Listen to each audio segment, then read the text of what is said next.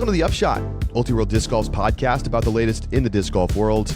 I'm the editor, Charlie Eisenhood. Joining me is Josh Mansfield on this Tuesday, March 5th. It's Waco week and the return of Kristin Tattar. She will be playing this weekend. She and Silver Lot are on their way to the U.S., or maybe are already here, posting about her travel over on Instagram. Josh, she's the biggest star in the sport right now. Let's be honest. She absolutely is. And much like when Paul McBeth was, still near what felt like the top of the game and then didn't play, it feels the same way, that anytime Kristin Tattar is not playing, it feels like there's something missing. And we get her back for Waco, where she kicked off her run last season with another win on her before she went and swept the majors. So excited to have her back. Crazy comeback as Ella melted down in the final few holes and really should have won it. But Kristin was nails. She hit a big putt on 18, and that was her first win of the season. So we'll see what she can do this year. Certainly the expectations could not be higher. Hard for them not to be high when you win all of the majors and Player of the Year. Speaking of Player of the Year, we're going to take a look at some of Player of the Year odds today. We'll get to that in just a little bit. But Josh, I wanted to bring this up first and foremost. It's perfect timing. Got a push notification on my phone from the Wall Street Journal. And the headline was, he was golfing too slowly. It cost him $240,000.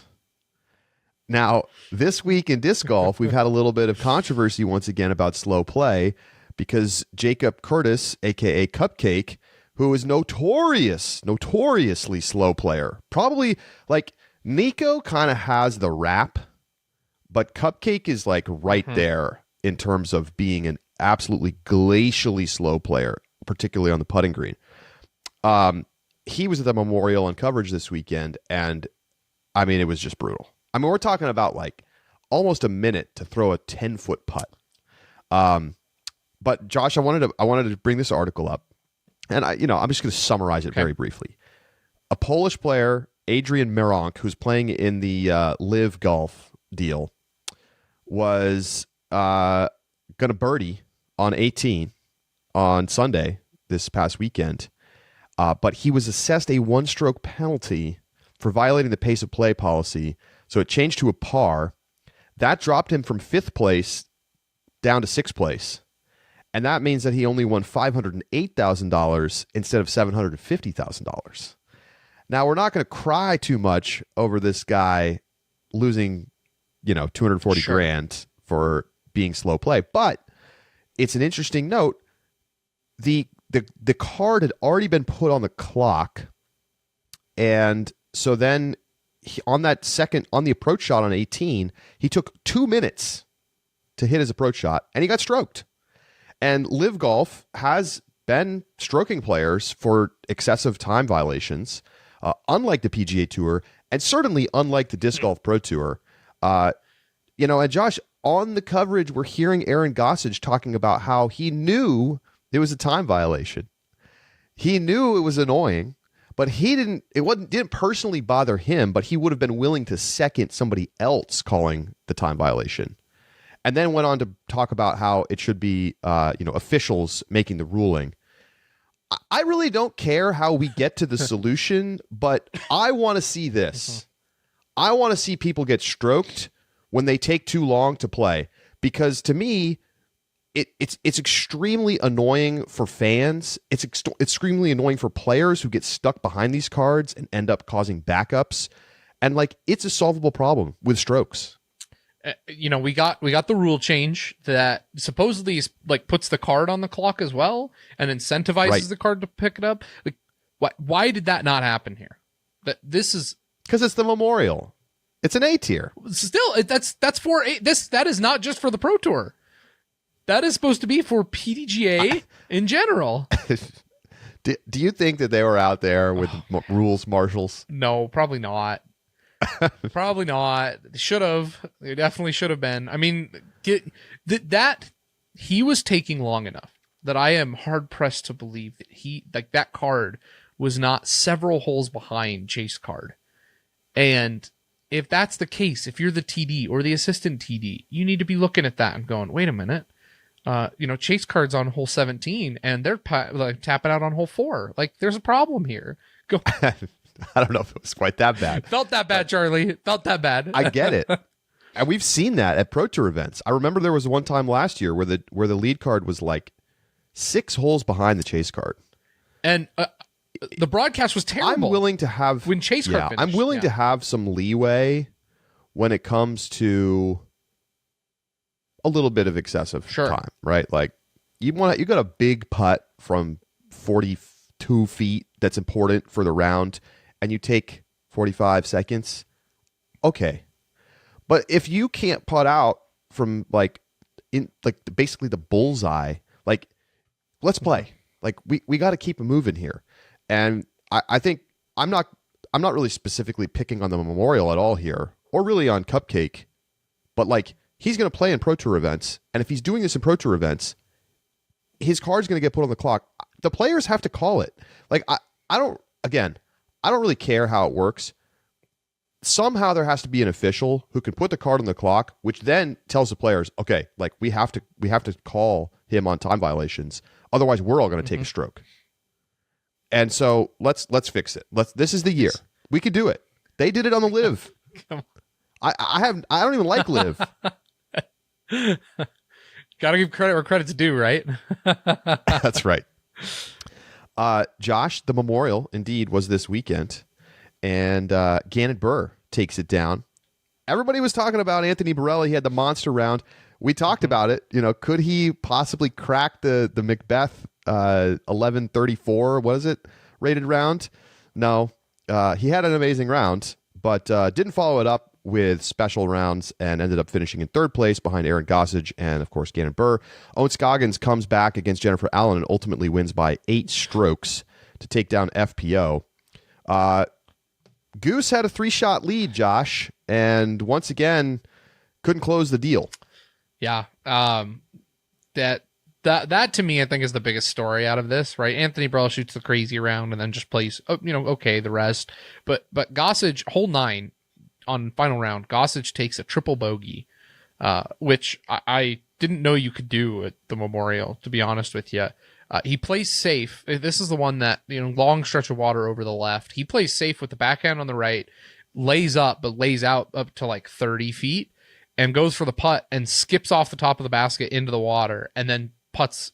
It should have stuck, but putts left side that spits out and has to tap in for a triple bogey. And I mean, that's just, his upshot should have been closer. With water behind, he needed to make sure he didn't go over the top. And then he had to play. He took the play from the same spot. Lots of mistakes that you just can't have when you're trying to protect a lead. And he kind of melts and falls apart, and Gannon cleans it up with 2-stroke win.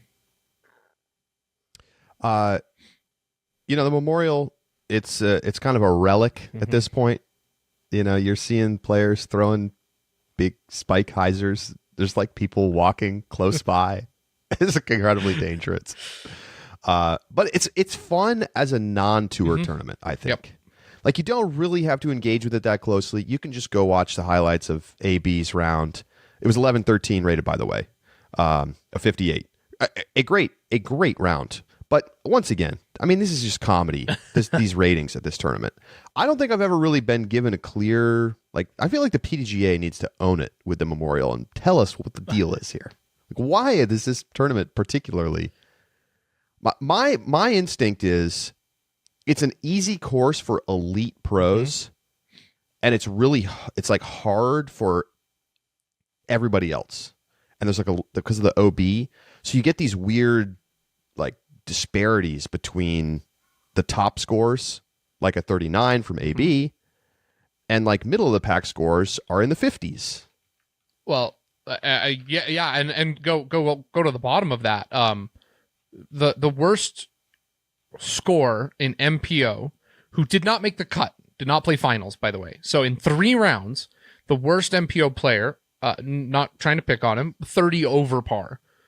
So the disparity over 4 rounds, and assuming if he's... And that's a 950 rated player, yes. not like a scrub. Right. So, now granted, he shot in...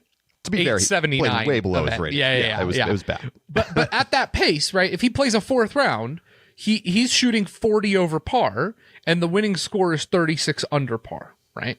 Right. Now that gap is just massive. So let me pull a different tournament that had some MPO players, and let's just take a quick look. So it's close on the MPO side for the tournament in Mobile, Alabama, the 31st annual City of Mobile Championships. Matty O, of course, won.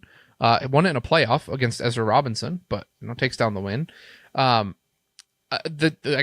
disparity. Well, Charlie, my theory is gone. David McKim shot a 30 over par, and Matty O shot a 30 under par. So 6 strokes difference. Well, I think looking at the total difference there is not going to be as instructive as looking at an individual round. Okay.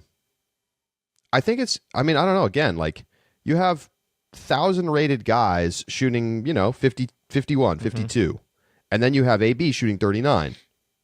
So when you have 1,000 rated guys, these people are all propagating, shooting in the 50s, and AB shooting 11 shots better, 12, 13 shots better. That's going to yield high ratings. So I don't know. It's a strange one, but it was in fact going to be pretty much impossible for AB to crack the Macbeth top-rated round of all time, and indeed he would have probably had to ace and birdie hole 1, which he missed. He got shot a 17 under, but still awesome round. It was funny. I saw on social media he shot that round, and everyone was like, "This is it. This is the year. AB." He's the guy. Now, of course, it could still be true. But then, couldn't even close out the memorial. Feels like things cooled off a little bit. I honestly was impressed with Gannon Burr. What we've joked, you beat AB in Arizona in the winter or spring. That's passing through an important checkpoint in your season. So Gannon Burr looking good. Yeah, and he shot an awesome round in finals. It was just one shot off the hot round. Notable, Drew Gibson in the field shoots 21 under for 6th place. He had a 1053 rated 52 on a much trickier, I think, windier day in the finals. So that was the hot round of the day. So interesting. Maybe you'll see Drew getting back into form. All right, I wanted to do something fun. I asked a member of the Ulti World Disc Golf Discord, Moonrocks, to put together Player of the Year odds. Moonrocks has been a reliable odds maker in the Discord, which of course is available to all of our subscribers at discgolf.ultiworld.com/subscribe. And so, Josh, I thought it'd be fun for us to go ahead and take a look at the POTY odds and maybe make some picks or give some thoughts. We'll take a look at FPO first. I think it's a little bit of a less interesting story for obvious reasons. Moonrocks has Tattar at 1-4. So bet 40 to win 10 on Kristen. 80% to win the Player of the Year again this season. Missy Gannon at 9-1. Haley King at 15-1. Evelina Salonen at 20-1. Holland Hanley and Paige Pierce at 25-1. And then you've got some longer shots down the board. Owen and Hannah at 35-1. Valerie and Ella and Kat Murch at 50-1. So those are the players on the board. What do you like here, Josh? You just gonna load it up, back up the truck on Kristen? Honestly, I probably would not bet on FPO Player of the Year odds. If you handed me a crisp $100 bill, I would stick it in my pocket because I think that is a better way to just keep that investment. The odds on Kristen are just so long. She's so dominant of a favorite that to me it doesn't make a ton of sense. You can load up on Kristen, but it's such a little payout for what could be risky, and if an injury, and travel concerns, who knows, right? There are things that could happen, and if we're talking purely on betting odds, that makes me a little nervous. And at 80%, I don't see a huge return on my value. But I think Moonrocks is right in saying here essentially that it's not really worth betting on anybody else, and it almost feels like a parlay bet at some of these odds, and it's crazy that something like this is so low for everybody else. Missy Gannon, 10% feels right. The one that blows my mind though, Haley King at 6% and in third highest odds is just shocking to me. Well, who's won majors in the last 2 years? Yes. Kristen, Haley, who else? Holland. Who else won in right, throw pink is a major. I think getting credit there for the ability to win the big ones. And I'm trying to look at the I'm going to look up the major because I'm having a hard time remembering who has won most recently. Paige won in 2022 because she beat Kristen at Champions Cup. Champions Cup, of course. Thank you. So I think Kristen won 2 because she won. Haley won Worlds 1 and European Open. Paige won 1. U.S. Women's was who won throw pink? Didn't Missy win throw pink 2 years ago? Did Kristen win EO in 2022? Or did she not play because she got COVID? She was out. Who played 2022? It's crazy how short my memory is. Let's see. European Open. Paige won it. So Paige won 2 majors in 2022. Paige won 2. Yeah. Haley won 1. Kristen won 1. Then last year, of course, Kristen won all 4. Won the 4 PDGA M's, and Holland Hanley won throw pink. Katrina Allen won throw pink the year before that. Katrina Allen, that's right. Katrina Allen not even on the board here. Obviously, that's fair. She's pregnant, but also has just not been in form enough to even be consideration right now. Here's what I'd say. If I were going to bet this, I would probably spread my money out on Missy, Evelina, and Holland. Yep. I don't think Haley King is consistent enough to put it together for enough of the season to win. Although I agree with the sort of sentiment of the odds, which is that she has a very high ceiling. Let me ask you this. But like own being like 35 to 1 with Haley at 15 to 1. Like, when has Haley had a better season than Own? I could argue because she won a major that 2022 was that. But, she just like no-shows sometimes. What do you think Haley's best standings in the DGPT standings, best finish? Probably like 6. She had 4th in the COVID year of 2020 when it was shortened. And then after that, 5th was her best in 2021. Yeah. She missed some time in 2022. So she finished 7th last year. Kind of colors things. Yeah. Anyway, I think Evelina with a win in hand. Yep. At 20 to 1, like she wouldn't be 20 to 1 unless she won that tournament, right? Otherwise, she probably would have been in the like 40 to 1 range. So like you've already lost some odds, but on the other hand, you get the win in hand, and she's looking really good right now. You just can't bet Kristen. No. If you really are sure Kristen's going to win, which I think is fair enough, you just have to not bet. But I do think there's some value in putting a little money on players who have really shown up and looked good lately. Missy's been really consistent and getting better. Obviously, we've seen really good stuff from Holland, and she's been improving. And if Evelina's putter is even league average, we know that she can be super dangerous. So that's what I would do. I could see value in Paige Pierce if you really can convince yourself she's going to get back from the injury. Not with Holland at the same odds. Right? Yeah, like if Paige was down with Own and Henna at 35 to 1, then I might consider it. But at the same odds for Holland, I'd put money on Holland. My concern. Go ahead. I was going to say Ella Hansen's my favorite long shot. I think so too. Yeah. The one thing I was going to say, you point out with Missy, Evelina, and Holland, and I think what's reflective there that like I look at is like I expect all 3 of them to have a good season. But the problem is that if all 3 of them have a good season, I just think it's going to be very difficult for any of them to beat Kristen. Like they are going to take up too much oxygen from each other. That if Kristen plays even a semblance of herself, she's going to cruise. Like you need somebody who I think the challenger by committee is not going to work unless they all 3 are consistently outperforming Kristen together.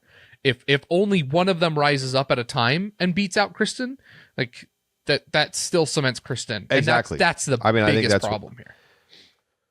You'd have to see Kristen taking a step back and one of these players really stepping up. I do think voter fatigue could be an issue. Kristen could, if it's marginal, could lose even though she shouldn't. Kind of like the year Missy Gannon beat Paige Pierce. The heck? It's possible, right? So I think putting your money on Kristen here it just feels like just too risky. She could get hurt. She could, have a missing stretch of time that she misses for whatever reason, travel issues. Who knows? Too much to only be getting 1-4. Okay, MPO. Appropriately crazy. Here we go. You got 4 players tied for the, worst odds. And that's Isaac Robinson, Ricky Wysocki, Calvin Heimberg, and Gannon Burr, all paying out 5-1. AB is at 9-1. Then you got Kyle Klein and Simon at 10-1. Eagle at 15-1. Macbeth at 20-1. Antela and Cole Redallen at 35-1. Matty O and Chris Dickerson at 50-1. And then Aaron Gossage, Ezra Robinson, Adam Hammis, Bradley Williams, and Corey Ellis at 100-1. So no clear favorite, kind of what you might call co-favorites with Isaac, Ricky, Calvin, and Gannon at 5-1. Josh, what do you like here? Man, the 5-1s are all very tantalizing. You can see the path for all of them, and I really, that to me is just so exciting. I actually really like, for where I think I get some value, I like Kyle Klein at 10-1. I think putting him below Anthony Barella, Anthony Barella does have the win in hand, but Kyle Klein has consistently won on tour and finished above Anthony Barella, at least for the past 3 seasons. So coming off the major win. He's got the major win. Kyle, to me, I think deserves a little bit more respect here. And because of that, I put money on Kyle Klein for sure. Of the co-favorites, I know you're high on Ricky. I probably go with Gannon. He just has continued to get better and better as his career has gone on. And while I was worried about the new bag, the win at Memorial kind of absolves that for me. I'm good now. I don't have concerns. I think Gannon Burr could be player of the year. The other player who I see, that's really, it's tough to see lots of value further down the leaderboard. I guess Cole Redallen's my long shot at the 35-1. Oh, I'll give you my long shot. Gossage. 100-1? The guy, you telling me 100-1? The guy, he had a 3-stroke lead and lost by 2 this weekend. Okay, head to head, Cole Redallen, Aaron Gossage at any tournament.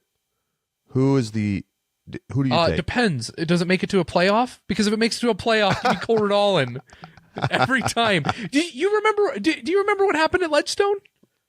Yes, I remember. I understand, but at 100-1, it's worth a sprinkle. That's fine. You don't have it until you have it.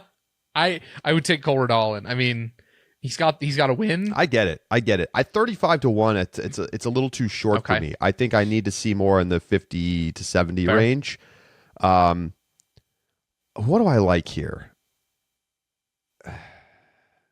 Do you think the co-leaders are appropriately odd? Honestly, I just feel like the best way to play this is to spread out your bets on Isaac, Ricky, Calvin, and Gannon. Probably. I'm going to be honest.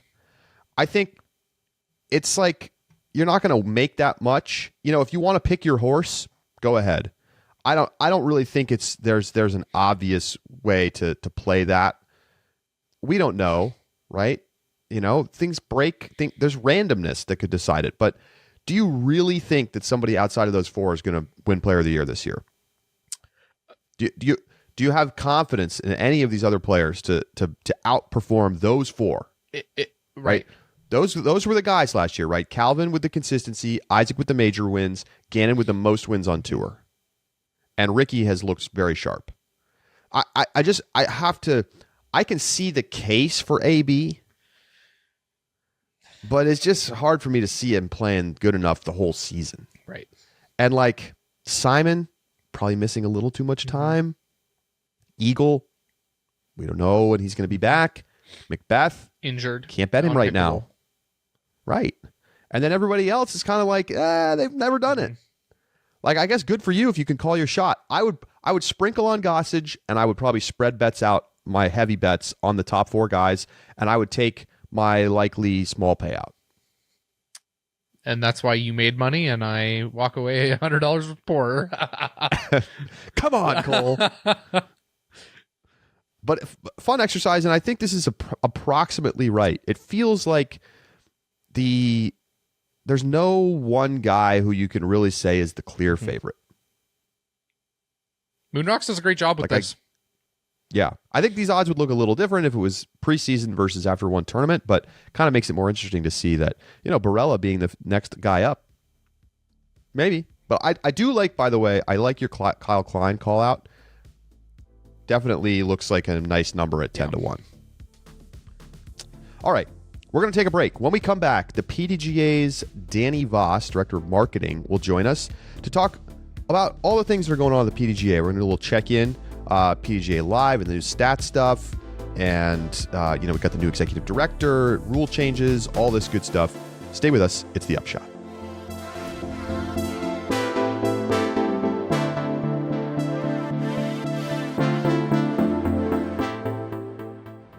The Upshot is presented by Pound Disc Golf, makers of the best bags in the sport. Dropping this past weekend, deluxe Octothorpes in the new Jeremy Colling colorways. We've got the Earth bag, kind of like a dark blue, orange, and forest green. We've got the Party bag, purple, turquoise, and orange. Check them out. You can get a deluxe Octothorpe on the website for $449.99. Some beautiful 3-color options in the Jeremy Colling styles. Hard to find those, so check those out over at PoundDiscGolf.com.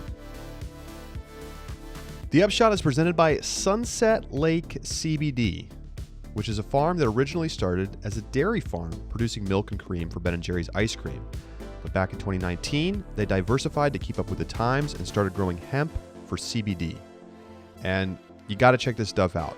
Not only do they use all organic fertilizers and sustainable farming techniques, but the quality of the product is awesome. They sent me a box of things, and I got the sleep gummies, which have CBD and a little bit of melatonin. I was having a hard time sleeping a couple nights. Baby was crying a lot.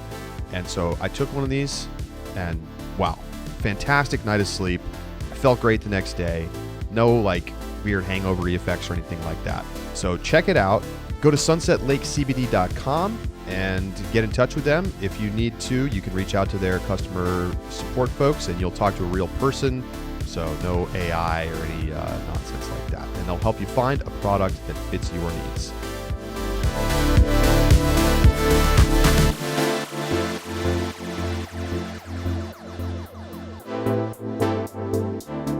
Joining us now on the Upshot is the PDGA Director of Marketing, Danny Voss.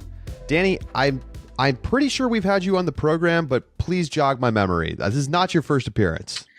No, but I do think the last time it's been a while. It's been a while. I know I was on. I think I was in Evansville for Am Worlds a couple years ago, and I'm standing around in the clubhouse at the golf course there. And I think it was just Josh and I too at that time. So I think we were going over DGPT and PDGA National Tour stuff. So, which feels like 10 years ago at this point, but here we are. National Tour. Man, it already is remember when. Now it's vintage and it's cool again. So yeah, bring back the PDGA NT merch. Gonna get myself a throwback. Note to self. So, lots to discuss. Always many things going on over at the PDGA. I want to start with the thing that kind of has been the most visible part of PDGA changes recently, and that is the new PDGA Live platform. New/existing. Obviously, PDGALive.com has been around for a while at this point, but it's now rolled out for Elite Series and Majors. This is the new platform for statistics as well, replacing UDisc for the Disc Golf Pro Tour. Now, I guess my first question is, what was the motivation for the PDGA to want to build out their own stats platform and have this taken away from UDisc? We had Steve Hill on the show from UDisc. He mentioned that, and Jeff Spring also mentioned this, that the PDGA wanted to have their own platform for scorekeeping for the majors, and then that ended up being kind of a sticking point, and then the Tour and UDisc separated, and now it's all on the PDGA platform. So why do that when UDisc was working perfectly well? Sure. So, firstly, like you mentioned, PDGA Live as a platform has existed for some time now, and the PDGA Live app has been the official scorekeeping app, even while UDisc was doing the stats at PDGA majors and Elite Series events and things like that. So, and that was for probably the past 2 seasons where there was like a UDisc volunteer that would take stats and then also scores. Those were always unofficial and really geared more towards the DGN broadcast and being leveraged there.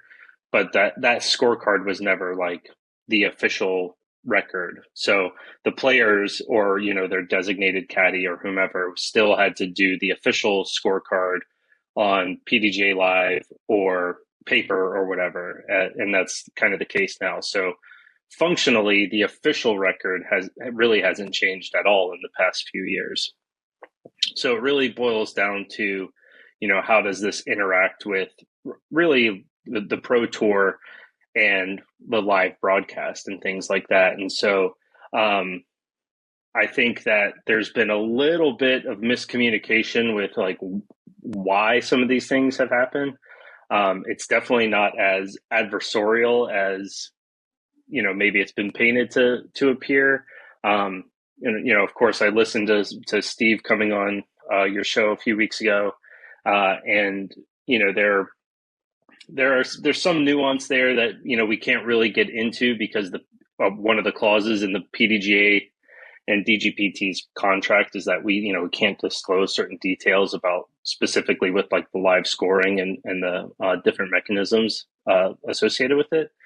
But yeah, so it's really more of here's a product that can fulfill a need for the Pro Tour as the PDGA's closest partner, and we have capacity to provide a service to them that makes the broadcast and the tour function a little bit more efficiently, and so we fulfilled that need.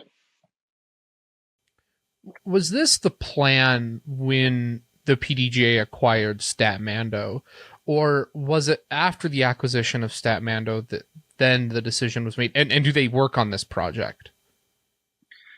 So, not really. The project of getting PDGA Live built out as this bigger platform has implications that go a lot further than the Pro Tour and the Elite Series and MPO, FPO majors and stuff like that.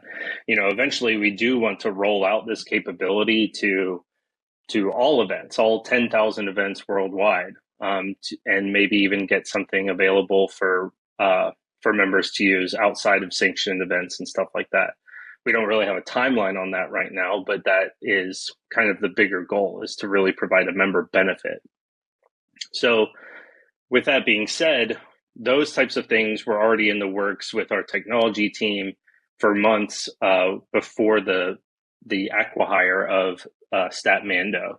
Statmando coming on board definitely helped accelerate it because they have, just by the virtue of getting additional people integrated into the PDGA, ecosystem and working with our existing team, just helps. More hands make less work, kind of a thing. So,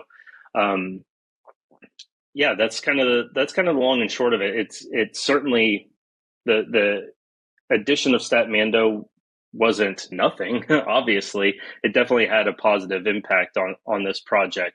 But the core technology team that here at the PDGA that's been here has been really, busting it to get this product up and running. And honestly, it's it runs really, really well for the amount of manpower that they had available. And honestly, after chess.com, excuse me, as a Florida guy, I keep it almost the throw down the mountain comes out every time. But yeah, I think that it shows that there was a lot of really, really good things that came out of the development. Obviously, there's always room to improve no matter what. But we have a team that combs through feedback, that, looks on social media, that has input of our own to make the product better and better and better. And I think we're starting from a really, really good place. There was an hours-long outage on PDGAlive.com that affected not only being able to see scores from the DGPT event, but also knocked it out for people using it for their tournaments around the country and the world. Is that root cause been figured out, and will that be fixed moving forward? Oh yeah, absolutely. We published an incident report later that day. Our director of technology dug in there and figured out what was going on. As a not quite technically proficient individual myself, I don't want to misspeak on what it was, but basically it was an issue of, did we have the infrastructure and the bandwidth in place to like handle new traffic and stuff like that.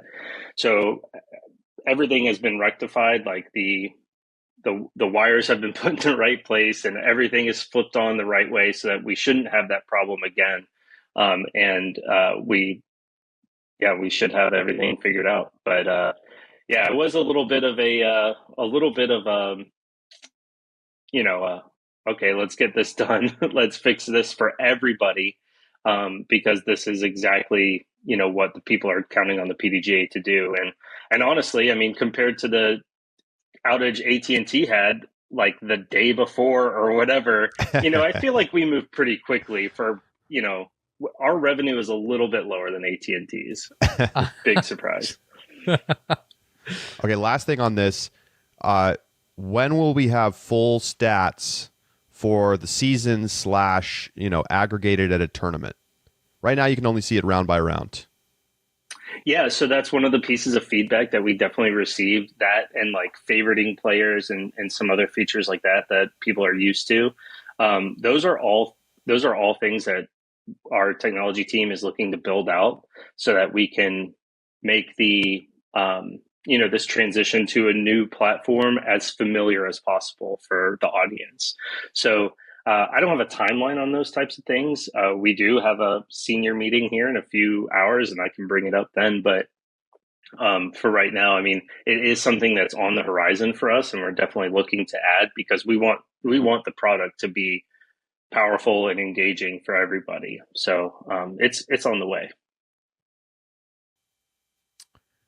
While we're still on the scoring app, just changing gears a tiny bit, Steve Hill had mentioned when he came on the show that UDisc had offered to include UDisc premium subscription. I don't know what tier and what form, but some form of UDisc premium subscription as a membership perk to PDGA members, and that the PDGA declined.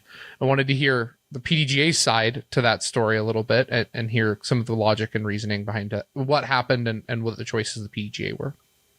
Yeah, that's a really good question, and a very interesting situation. Well, very interesting is maybe a little bit of a blowing it out of proportion, but I heard that and I was a little taken aback, honestly. And so I did a little investigating here internally and figured out what this situation was. So basically what we believe Steve was referencing was an offer from UDisc to include 10% off UDisc premium for PDGA members ahead of the 2023 membership year. So this would have been like, back in, October of 2022. And so that was when UDisc pricing was, I believe that was $15 a year for the UDisc Pro or UDisc Premium, whatever it's called. So that's the $1.50 discount, we were like, it would be nice if we could get that closer to like take a third off, 33% off, that kind of thing. And that would be a little bit more in line with what the previous member benefit related to UDisc was, and as far as like a monetary value to the members and things like that. And just an alignment couldn't be struck there. And so, PDGA moved on to try to find other member benefits. And right now we're actually in another push for figuring out what other member benefits would be. So to sort of fill the gap that people may have. And part of that is the technology platform that we're building out that's, native to the PDGA, but, other things too that members already receive, or making those member benefits a little bit more robust or meaningful or relevant or what have you. So anyways, it's the long and short of that really boils down to, we wanted a little bit more for the members. We couldn't strike an agreement there between the two organizations. And so it just kind of like fell off. And then, we're here in 2024 now. The membership numbers are in for 2023. Another all-time high for the PDGA, 136,636 active members in 2023. And I'll put the chart up here for people watching on YouTube. We're seeing the end of the pandemic boom, and both in absolute terms and in percentage terms, a big reduction from the kinds of growth we've been seeing over the last 3 years. Unsurprising, I think probably most of us would have anticipated this. Absolute growth numbers 5,855 for 4.5% growth. That absolute growth number is actually smaller than it was in 2019. Are you concerned at all about the trajectory here of membership growth? Obviously, this looks a lot like kind of a reversion to the sort of growth we were seeing before the pandemic. But is this steep of a decline given, and certainly in percentage terms, given how much the sport has grown over the last 3-4 years? Are you concerned by that? Well, it's certainly something that we're addressing. Concern, sure, we have some concern about it. It's something that we look at and evaluate. And that's part of the reason why we're looking to bolster the member benefits so that we can make a PDGA membership, more enticing and more relevant for more people, right? So again, that's why we think this technology platform will be part of that. We have a survey coming out regarding the Disc Golfer magazine as a member benefit to see, how people feel about that, if there's an adjustment to be made there. And there will be more things coming around as well. Also, we're running a promotion on renewals. So anybody listening that hasn't renewed, you have a chance to win a basket. We have 10 baskets to give out. Just got to put a little plug in there. But yeah, I mean, are we concerned? I mean, sure, we're taking a look at it. We're evaluating it. It's serious. But it's not something that we feel like we need to panic about or anything like that. We're just going to try to meet our members and our future members where they need us to meet them, right? And that's kind of our mission right now, is to provide the best possible membership we can. How are memberships tracking so far in 2024 relative to this time last year? Sure. Yeah, it's pretty much in line with that year-end report. We're definitely not at the, hitting a 20% spike, but we're definitely not hitting a 20% dip. We're looking pretty steady with last year, but we do want to kind of push that up a little bit. Historically, the goal had been a 15% growth, which we didn't hit last year. But 15% compared to like you mentioned, 2019 was what 4% is these past 2 years, right? So, the absolute growth is pretty close there. So, figuring out what that mean is that we need to get to that's sustainable is like our big goal right now. And so, again, just making sure that whatever we're offering as far as member benefits and access to tournaments and things like that is sufficient for current and future members is our priority. Yeah. Well, Danny, one of the things that has to, be affecting PDGA strategy in addition to membership reports is having a new executive director. We've got Doug Bjerkes now over at the PDGA. How has that changed or affected things? What are some of the biggest changes that you've noticed since the change in leadership over there? Yeah, well, firstly, I want to take a moment to thank Joe for being our executive director before Doug. Joe was the person that brought me on board, so I owe him a lot for sure. He was a great leader for us while he was here. But I'm very, very excited for what Doug is bringing to the table right now. Doug had done a lot with dynamic discs, and he's bringing a lot of, I think, that culture to the PDGA. We're trying to do a little bit more forward-facing marketing, things like talking to our friends at Ultiworld more frequently, and hopefully other outward-facing, discussions, and bringing a little bit more transparency to the PDGA.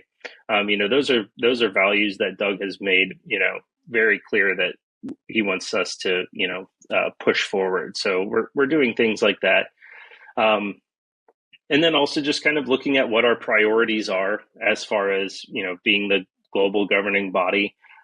Before we were talking so much about our core competencies being memberships and access to competition. And obviously those are tremendous, goals for us and core competencies for us. But maybe how do we frame those in a way that's as impactful as possible for, the 99% of members, and future members too. So, opening dialogue with more partners, opening dialogue with our audience and things like that, I think are going to be big themes going forward. And there's plenty of more to come, that's for sure. Right before the holidays, the PDGA announced a settlement with Natalie Ryan. And both in that post and in the board minutes, talked about how higher than expected legal expenses were part of the reason that the PDGA lost money this past year for the first time in a long time, maybe ever. The settlement is in place, 2 years. Natalie Ryan and others who meet the lower bar for participation as a trans woman can play an FPO now. So what was the impetus for settling on this? And, looking back at the original decision from the board of directors to effectively ban Natalie and others, do you think the PDGA should have handled this differently? Wow. What a loaded question. So I really don't think that's a loaded question, if I'm being honest. Well, I think that's a straightforward question. I do think if you don't think you should have handled it differently. I think that following the board's direction here on this topic, it is, that they made a decision for how the policy should be handled. And that was executed for, almost an entire season, with, like you mentioned, the litigation kind of driving the conversation to ultimate change, right? I think that because of the atmosphere in that environment around this topic has been incredibly contentious, somewhat nebulous. In certain instances, there was no litigation filed at Pro Tour events or PDGA majors in 2023. And in others there were. Obviously, that's a strategic move by those parties. Ultimately, the best fiduciary response that the PDGA could take on behalf of the members is to back up that decision on the policy and say, hey, look, right now this is not the best way that we could be spending our money to provide access to disc golf and to provide access to better memberships, right? So I think that is the biggest driver right now. I think that ultimately, my personal opinion is that patience is what's going to, patience and empathy are going to be the best things to drive both sides of this topic, so that everybody can come to the conclusion that makes the most sense and that fits, what will be ultimately a historic decision down the road. But I don't think that disc golf is really positioned to be the tip of the spear on this topic one way or the other. We really need to follow the lead of another sporting organization or the Supreme Court or what have you. And so right now, I think that where we are with this decision is in the best interest ultimately of members, because it gives us the ability to focus more on memberships and competition and less on, litigation that doesn't impact 99% of members. Just one quick follow-up, and I think that's all well said. As we know from last year, PDGA members are, the majority in surveys stated that they didn't want to see trans women playing in FPO. So obviously this is going to be an unpopular settlement with members. How have you seen that manifest at all? Have you been getting, angry emails or people canceling or things like that? Or has this mostly been a non-issue this year? Well, Charlie, we get angry emails all the time, whether it's related to this topic or anything else almost. As far as any analytics on like how does the settlement impact membership or participation in events or anything like that, again, we're not really seeing like a huge dip in either at the moment. So I think that for a bulk of the members, the settlement, while they may feel passionate about it, might not directly, affect their participation. And so we're just trying to do the best that we can for the majority of members, again, focusing on that 99%. And I think that means, not tying up funds into litigation and pushing that back into like our core competencies, like our membership and access to competition. So ultimately, I would like to see the PDGA and its members end up on the right side of history when it comes to this topic. And I don't think that anyone has the foresight to say that this is definitively the only possible answer. Like, we need to be patient and empathetic to everybody and listen a little bit more, shout a little bit less. And that's kind of the vibe that I'm trying to put out there for everybody. And ultimately, like, let's look back on this topic in, 40 or 50 years and say, hey, maybe it took a long time, or maybe the PDGA acted deliberately, but ultimately came to a conclusion that is the right one. The board minutes talked also about the IDGC course updates. These obviously published and come from December, but we know that we've seen updates. How's the property coming along? How are the courses going and the restoration there? Yeah, we published a request for proposals for a new course design. Right now, if you're in the area, you can go to the IDGC, check out the fully renovated interior of the building. We pulled the museum kind of out of that weird sort of hallway type of a room and pulled it into the big area. There are some interesting things like that. The Hall of Fame has been redone as well. And then Steady Ed is open to play. And that's a fantastic course. Probably the most fun course that was on the property. As for Jackson and Warner, they definitely need work. There's definitely work to be done out there. And that's part of that RFP process. So how it looks for Champions Cup will kind of depend on, maybe when an RFP is awarded, or if we decide to kind of take the 2025 layout in-house as kind of an interim. That's probably a little bit more likely depending on the bids that come in and what gets awarded. But nothing's set in stone yet. Ultimately, the good news is that the loggers that came in other parts of the property just clear cut everything, just oaks and hickories and pines and everything. And Mike Downs, the deputy executive director, he met with the parks department and with the logging company and said, hey, look, we really need you to stick to just cutting down the pines because those are the only ones affected by the pine beetle that infested the area. And they did, and they left all the hardwoods up.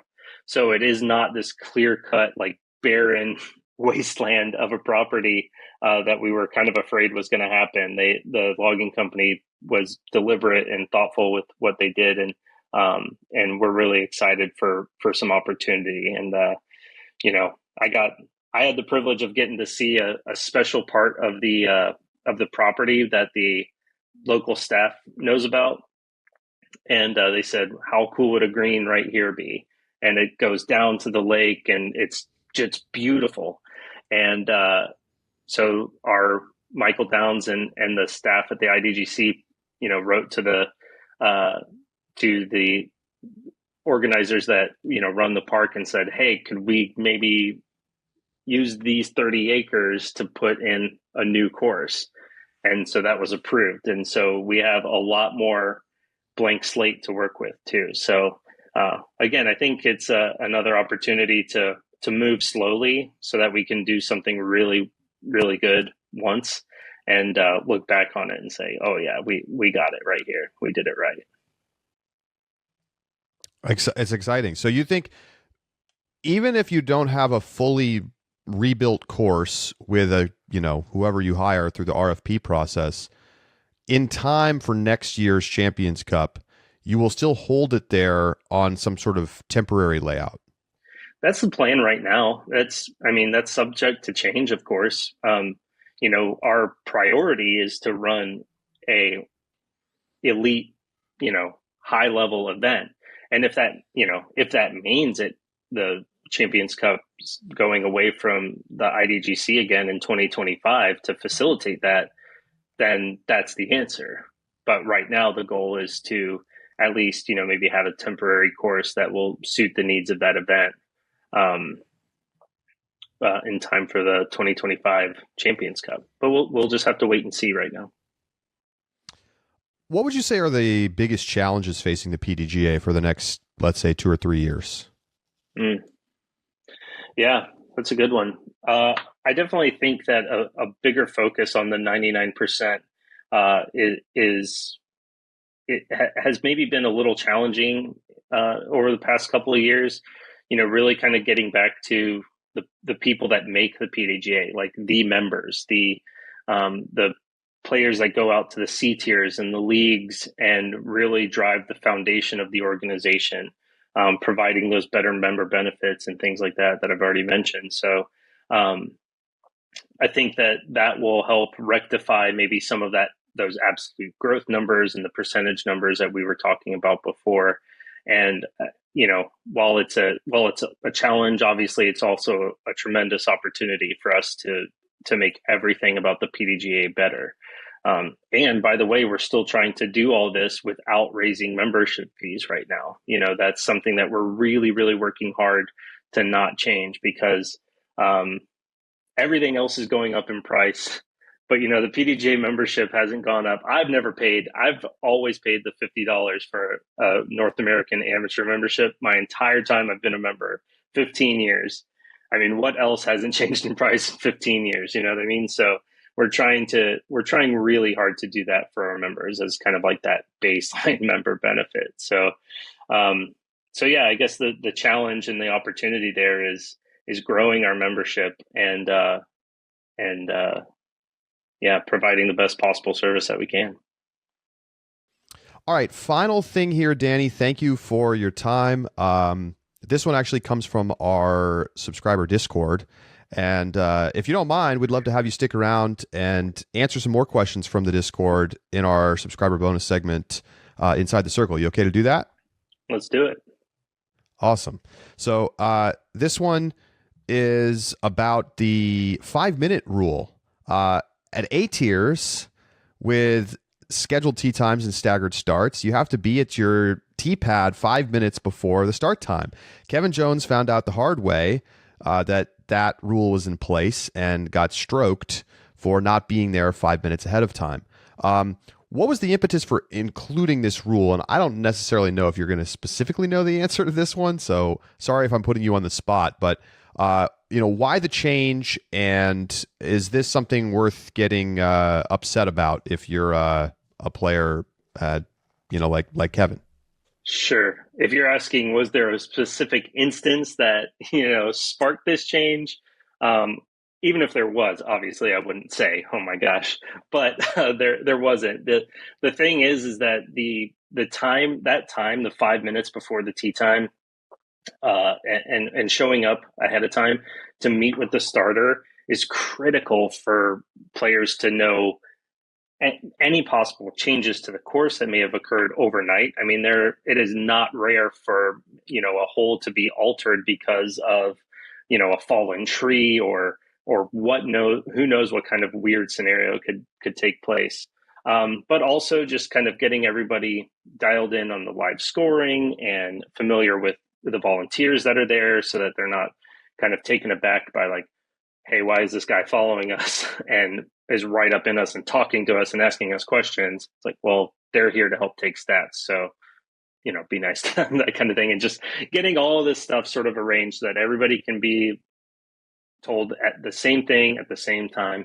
And, it's 5 minutes, it's 10 minutes before the tee time. It's, I think that's a reasonable ask for competitors that are, taking the event seriously.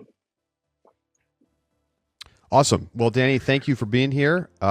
We'll continue the conversation inside the circle, and appreciate you coming on the show. Always great to have you. No doubt. Thanks for having me. Danny Voss from the PDGA with us here on the Upshot. We'll be right back.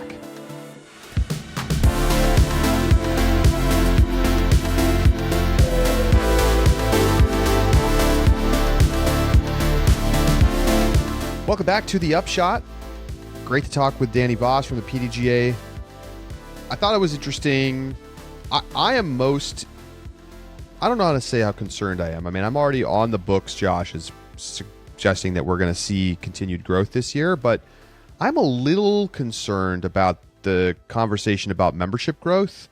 Not specifically because I think like the PDGA is in trouble or something, but just kind of what it means for the sport in general. Like, is the PDGA membership actually down a little bit right now, year over year? I don't necessarily know that we got a super concise answer about that. But clearly, if they're doing renewal giveaways and things like that, they're thinking about this. It's interesting because Danny talks about the fact that the PDGA price has, never gone up and it's never changed. But I still receive a magazine that looks like it was published 20 years ago as well that I never read. I throw it in the garbage the second it gets to my house. It's not why I'm a PDGA member. I'm not a PDGA member because I want a card that has the disc golf ethics on it. I don't want a membership card with my membership number on it that I then block out when I hold it up to social media. Like that's not why I'm a member of the PDGA, and those things don't add value. And so I think the PDGA is long overdue to do a hard look as to like what it is that people find the most valuable, what it is that they're paying money for, and why do you join the PDGA? And the answer is that if outside of competitive disc golf and wanting to just play tournaments regularly, like you have to find that answer if you're going to be for the 99%, as Danny talked about. And I think it sounds like to me that it's something that they're starting to look at. It should have been looked at 10 years ago. Yeah, they're maybe a little late on the pivot here, but I thought that was kind of the clear message that Danny had, was like, we're focusing again on the 99% of PDGA members. And he basically straight up said that was hard to do over the last 2 years. And you think about all the things that they've been doing, right? They transitioned the NT over to the Disc Golf Pro Tour. Mm-hmm. They expanded their media team a bunch. They had the whole Natalie Ryan situation. There's been a lot going on that front, and to be honest, like I have a hard time even like thinking about stuff that was not related to professional disc golf. Obviously, that's what we care about on this program. So, you know, it all feels very germane to us. But, you know, tournament, like the craziness of not being able to sign up for tournaments is in the past, right? Tournaments now, not certainly some are still filling quickly, but you're not having to race click to get into events anymore. Right. And so, like, you know, demand has kind of softened. And now the PDGA is probably looking at last year's year-end membership number and going, whoa, like we added fewer and more active members this past year than we did 5 years ago. Like that should be like definitely a warning signal. Now, the thing is, if you go back to trend of adding 6-ish thousand people a year, that's what it used to be. The question is, with a higher base of membership, should you expect to have the ongoing 10 to 20% range growth? I genuinely don't know. That might be hard to achieve. But if you're going to want to achieve it, you're going to have to figure out how to make becoming a member more valuable. It's just that simple. Yeah. I mean, I think the clear, most obvious benefits are, you know, tournament participation, rating, right? Yep. And 3 is DGN discount. Yep. Right. So if you are a professional disc golf fan, which means you're pretty hardcore, probably, it's a great value. But if you're a casual, why bother? And that's going to be the challenge for them, is to either figure out how to get more people to want to play in tournaments, or to figure out ways to make the membership valuable enough that people will get it, even if they're not serious, you know, A-tier players. Yep. And that's the trick.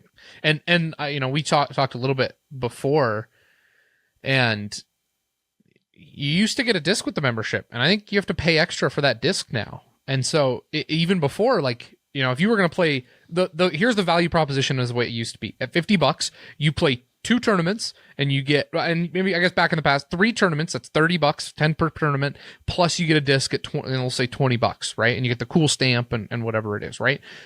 You play 3 events, it's worth it to you. Now, without the disc, I can go play 5 events before a PDGA membership becomes neutral in terms of the value that I get out of that. And the number of people, I would be willing to suspect that there are a high percentage of PDGA members who play less than 5 tournaments a year, because they play the close ones. They play 1 per month during the summer. I think 3 to 4 is probably like a pretty high number for PDGA members.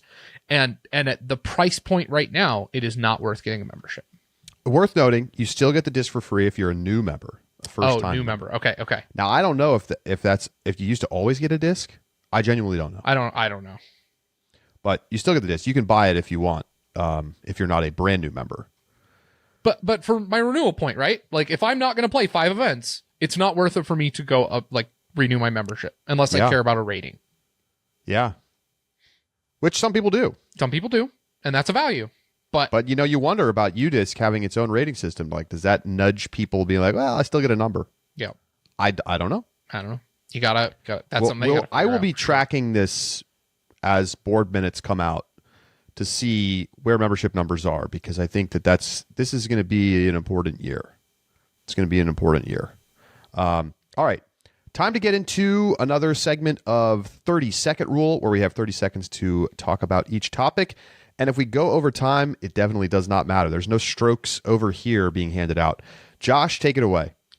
Well, first up, thanks to a concerted effort over on Reddit, Terry Miller has broken the 100,000 subscriber number on YouTube. There was a post over the Memorial weekend where people had realized that Terry Miller was quite close, in the 97 range, and Reddit pulled through. Man, when Reddit puts their mind to something, they really can pull something off. And Terry Miller now hits the 100K mark, so big congratulations to Terry Miller. This guy's just been grinded for so long. Oh, yeah. Helping out, fill in the coverage gaps, right? People want to watch Memorial. I mean, I feel like I'm going to pull it up right now. I'm putting Terry Miller YouTube, but do I need to put the disc golf guy? I think it's the disc golf anyway. guy. It comes up anyway. Oh yeah, it does. Let's see. 104,000 views on the front 9 of round 1 at the Memorial of the Barella card. So, he's putting up some numbers over there, and like it's super helpful to have somebody willing to go put in the time to fill in the gaps of coverage where at these kind of like bigger A tiers. Mm-hmm. And Terry's been doing that the last few years, and editing, commentating, doing it, coordinating, doing it all. He really is the disc golf guy. I wish you got a big financial bonus for getting 100K subs, but unfortunately you don't. Next up, European Open has announced that in preparations for the 2025 Worlds, they are going to be adding a second course, the Tampere course, which will be played at the 2025 Worlds, to the European Open this year. So the 4-round event will feature 2 at the Beast, though I think, is it going to be a modified Beast? I didn't see that in the press release. TBD, I think, because they talked about it last year. There are going to be changes to the facilities coming. So, we're not 100% sure what the Beast is going to look like, but 2 rounds at the Beast and 2 rounds at Tampere Disc Golf Center on the course that is named the Monster. So, the Beast and the Monster. Love it. Tampere for the first 2 rounds, the Beast for the second 2 rounds. Should be really, the Tampere is a fabulous course. Mm-hmm. And, this is going to be World's preview, right? So, yep. Get ready to overreact and say who the 2025 world champion is going to be based on what happens at European Open this year. I'm so excited for Worlds in Europe. That's going to be awesome. But like they're going to figure out the little tricky spots, problem areas, fix everything up. Worlds is going to be spectacular. Think about how many people are going to come out to Worlds in Europe. It could be amazing. Could we get to 10,000 people at the course for the final round? That doesn't seem impossible. It doesn't. Like people will actually travel, I think, from around Europe to go to watch Worlds. So I'm so excited. I'm just incredibly pumped up about disc golf in Europe in general, and I think this will be a positive change for 4-round event. I think you and I both agree it's really nice to have 2 courses. Yep. Yeah, I accept it for a major because I think the added weight of that event is fine to have it on a single course, but 4 rounds, 2 courses, it's a dream. So, not love the change. I'm going to steal a 30-second rule spot from you, yes, Josh. Please do. This came across an advertisement that I saw for Charles Schwab, which is weird because I already have a Charles Schwab bank account. But it was like a little disc golf ad, and I was like, what the heck? So I clicked, and I thought it was pretty interesting. So take a look. It's a short video about second careers. Got into the computer business really at the start of it. I was in the office every day for 32 years, and I was always looking out the window, wishing I could be the guy working outside. I just knew I wanted to retire and do something different. The only plan was to move up closer to my kids and build our dream house. While I was building that house, I would play disc golf. Disc golf is basically like ball golf, except with frisbees. I hadn't played before. I had walked around with my kids as they played, because it's just fun. Then we decided maybe we could buy a property and have our own course. We weren't really sure it was going to be a viable business, and so we built it for ourselves, and we did the work ourselves. It was pretty much a family thing, which was the other thing that I really wanted out of this. I wanted more time with my sons. People liked it, we decided to start charging, and they actually paid. And then it just kind of fell into place. I did invest heavily, as much as I could, especially early in my career. I think that's where it's the most important, because you get the value of money over time. I put as much into I could early, which was hard because we had kids. But you have to do it if you want to retire early. I would say to other folks that are thinking about starting a second career, just be open to it. Because I had no plan. I was just going to take it easy, travel, hang out with my grandkids. But this just kind of popped up, it kind of happened. Luckily we went with it. I can't imagine anything else that would have brought us together as much as this place has.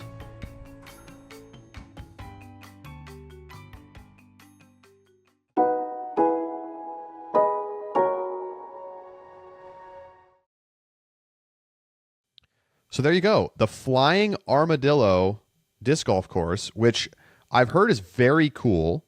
I know Casey White did a YouTube video about this course. It's a 4.7. It's a 4.8 over on UDisc. I think there's multiple courses. So they have a mini course that's a 4.8, and the regular larger course is a 4.7 on UDisc. And yeah, I mean, this video was made in 2019, so pre-pandemic. But this definitely makes me want to go to Texas and play. It's got the vibes of, keep Austin weird. Yeah. It's in San Marcos, Texas, which is, I don't know my Texas, between Austin and San Antonio. I am not surprised. It has Austin energy. But it looks like a lot of fun. I'm sure we'll hear from some listeners about Flying Armadillo. Yeah, I mean, I think those pitch and putt courses are exciting additions to put on private properties that people can go and enjoy. So, yeah, love it. Love it's cool advertisement. I do not get Charles Schwab advertisements, I guess, because I have not seen that. Next, Paul Macbeth posts to Instagram that he was hanging out with Lauri Markkanen, the Utah Jazz player. Is Paul just like trying to find a professional athlete in each of the sports just to have as his buddy? Yeah. Honestly, though, I saw it like I'm like, respect. Finnish basketball star. Like, I think I've seen something about Lauri playing disc golf before. So He's got. I don't really know if he's like homies with Magnus Carlsen, but he has met Magnus Carlsen. He's got Dylan Cease. He's got Lauri Markkanen. So we got baseball, chess, and basketball. Yep. There's got to be some. We know there's hockey guys. I don't know if Macbeth is in touch with those guys, but there's a hockey goalie who's got like disc golf basket stickers and stuff on his helmet. So what are we missing? Football, NFL. NFL. Casey DeSmith is the goalie. I was trying to remember. Yeah, it's thank the you. Pittsburgh Penguins player. Yeah, and Lauri Markkanen has a Facebook video up of playing doubles in Finland. Okay. This is true. I was at a bachelor party, and my friend there from Pittsburgh said that I don't know if it was him or one of his friends, but the Watt brothers were out playing in Pittsburgh. That's right. Yeah, I saw that video. And they saw them at the course. Uh-huh. All right. So Macbeth. There it is. JJ and TJ. Macbeth's going to come rolling up to Worlds one of these times. This year at his course in his McLaren, just loaded with like Casey DeSmith, and clown Lauri car Markkanen. status. None of those guys could even fit in that car. Only Macbeth. I don't know how tall is Magnus Carlsen. Magnus Carlsen might be able to get in there. He's probably kind of tall. I bet he's like 6 foot. Let me find out. No, he's only 5'10". He's taller than Macbeth. Well,